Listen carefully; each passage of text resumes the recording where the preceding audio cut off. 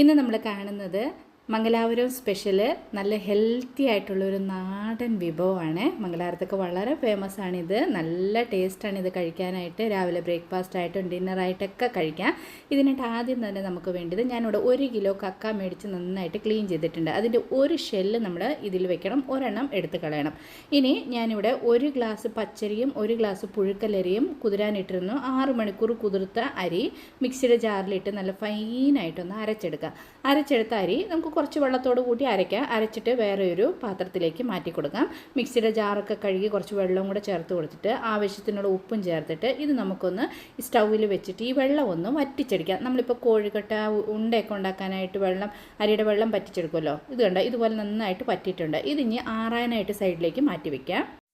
ഇനി ഇതിനൊരു അരപ്പ് തയ്യാറാക്കണം. അതിനായിട്ട് കുറച്ച് ചിരകിയ തേങ്ങ എടുത്തിട്ടുണ്ട്, അത് സൈഡിലേക്ക് മാറ്റി വെച്ചു. ഇനി വേറെ ഒരു പാത്രത്തിലേക്ക് ഒരു 12 വറ്റൽമുളക് എടുത്തിട്ടുണ്ട്, 1/4 സ്പൂണ് കുരുമുളക്, 1/2 സ്പൂണ് ജീരകം, 2 സ്പൂണ് മല്ലി, മുഴുവനോടുള്ള മല്ലി, പിന്നെ 7-8 അല്ലി വെളുത്തുള്ളി തൊലിയോടുകൂടി എടുത്തേക്കുന്നത്. ഇനി ഇതിലേക്ക് ഒരു നുള്ള് നമ്മുടെ ഉലുവ കൂടെ ചേർക്കണം.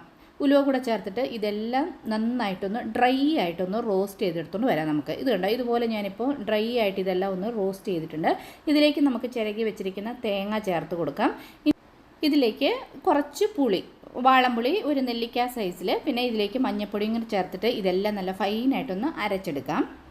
അരപ്പൊക്കെ അരച്ച് മാറ്റി വെച്ചു. ഇവിടെ നമ്മൾ അരി അരച്ച് വാറാനായിട്ട് വെച്ചിരുന്നല്ലോ, അപ്പോൾ മാവ് നന്നായിട്ടൊന്നും കൈകൊണ്ട് മിക്സ് ചെയ്തിട്ട് ഇതുപോലെ ചെറിയ ചെറിയ ഉരുളകളായിട്ട് നമുക്ക് മാറ്റി വെക്കാം. നമ്മളിപ്പോൾ പിടിയൊക്കെ ഉണ്ടാക്കാനായിട്ട് ഉരുളകളാക്കുമല്ലോ, അതുപോലെ. ഇനി ഒരു ചട്ടിയോ അല്ലെങ്കിൽ പാത്രം നന്നായിട്ട് ചൂടായി കഴിയുമ്പം അതിലേക്ക് 3-4 സ്പൂൺ വെളിച്ചെണ്ണ ചേർത്ത് കൊടുക്കുക. അതിലേക്ക് കുറച്ച് കടുക് ചേർത്ത് കൊടുക്കുക. കടുകൊക്കെ നന്നായിട്ട് പൊട്ടിക്കഴിയുമ്പോൾ ഫ്രഷ് ആയിട്ടുള്ള കരിവേപ്പിലയും ചെറുതായിട്ട് കട്ട് ചെയ്ത കുറച്ച് സവാളയും ചേർത്ത് കൊടുത്ത് നന്നായിട്ടൊന്ന് ഇത് വഴറ്റിയെടുക്കുക. എന്നിട്ട് ഇതിലേക്ക് നമ്മൾ അരച്ച് വെച്ചിരിക്കുന്ന അരപ്പ് ചേർത്ത് കൊടുത്തിട്ട് കുറച്ച് നേരം ഈ അരപ്പൊക്കെ ഈ എണ്ണയ്ക്കകത്തൊന്ന് വഴറ്റിയെടുക്കണം.